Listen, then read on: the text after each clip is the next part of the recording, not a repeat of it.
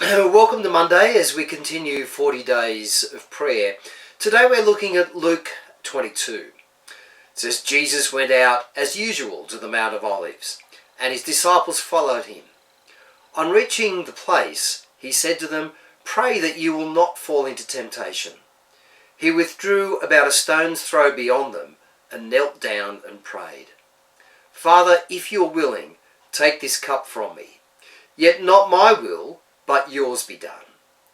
An angel from heaven appeared to him and prayed more earnestly, and his sweat was like drops of blood falling to the ground. When he rose from prayer and went back to the disciples, he found them asleep, exhausted from sorrow. "Why are you sleeping?" he asked. "Get up and pray that you will not fall into temptation." Well, there's a couple of interesting things that I'd like to point out in this. And the first one is that first sentence. Jesus went out as usual to the Mount of Olives. Jesus went often to the Mount of Olives. It was something that was a routine. And I think that he prayed there as well. We also read much earlier in Mark's Gospel that Jesus went to a lonely place while it was still dark and prayed. This is the habit of Jesus. Jesus spent a lot of time in prayer deliberately and alone. In this passage it says he went a little away from the disciples so that he might be alone with God. And this is an example of Jesus that we have to take up. Having a place of prayer and a time of prayer and deliberately structuring prayer into our life. Jesus was busy, but he found time for prayer. Also, we note in that reading, Jesus said, "Pray that you will not fall into temptation." Jesus asked the disciples to be prayerful, and he realised that they could fall into temptation. And maybe that part of that temptation was about Jesus leaving them. Jesus knew that they would need extra strength to face the temptations that lay ahead once he left.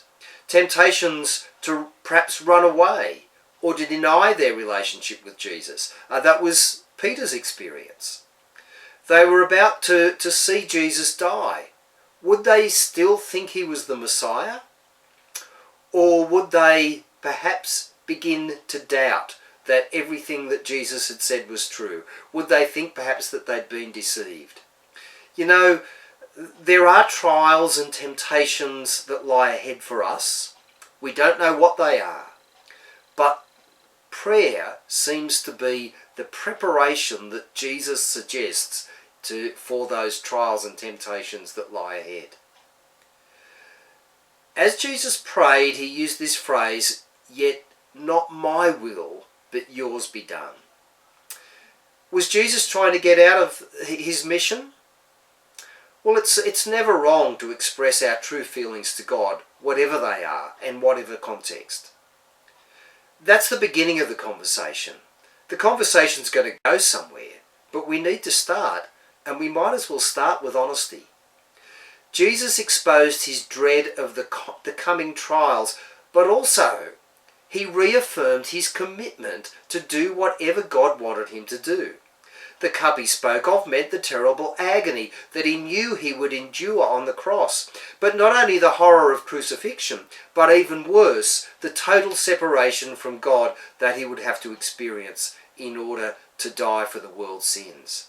Jesus wasn't looking forward to that. It must have been dreadful, but he was prepared to do it. He was prepared to follow God's will, no matter how difficult that might be. That's a prayer, I think, that we need to pray more often.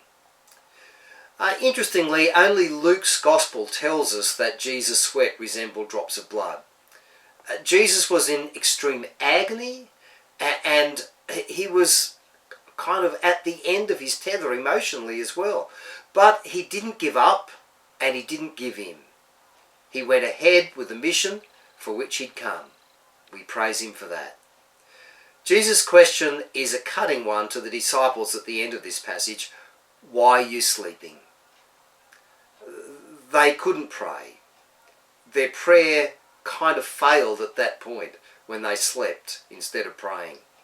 And I wonder how often our prayers fail because we don't persevere. Maybe we do literally fall asleep, but at least metaphorically we do. The disciples were asleep. It's a tragedy that many Christians kind of are asleep at the wheel when it comes to praying for their friends, for their relatives, for our world, for the salvation of others.